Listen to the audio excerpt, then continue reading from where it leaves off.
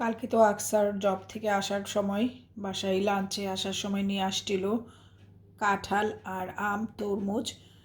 তো আম তো আছে, আম খেয়েছি কালকে লাঞ্চের পরে। আম কয়েকবারই আনা হয়েছে, 5 থেকে 6 বার আম খাওয়া হয়েছে। আর আজকে কাঁঠাল আনলো, এই বছরের ফার্স্ট কাঁঠাল আনলো। আর আরেকটা কাঁঠাল বেড়াতে নিয়ে গিয়েছিলাম আমরা। তো এই কাঁঠালটা এখন আমি খুলবো। বাংলাদেশে কিন্তু আমি কাঁঠাল খুলতাম না, এখানে এসে প্রবাস লাইফে এসে আমি কাঁঠাল খুলি, কত কিছুই করি এখন, যা যা আগে না করতাম।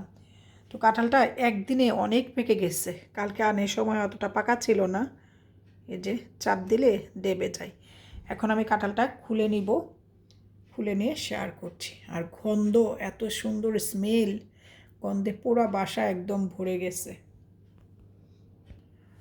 বাহিরে ছিলাম কাজে, কাজ শেষ করে বাসায় এসে এখন কাঁঠালটা খুলতেছি। আর দরজা ওপেন করার সঙ্গে সঙ্গে এত স্মেল কাঁঠালের, তো এখন কাঁঠালটা ভেঙে নিই।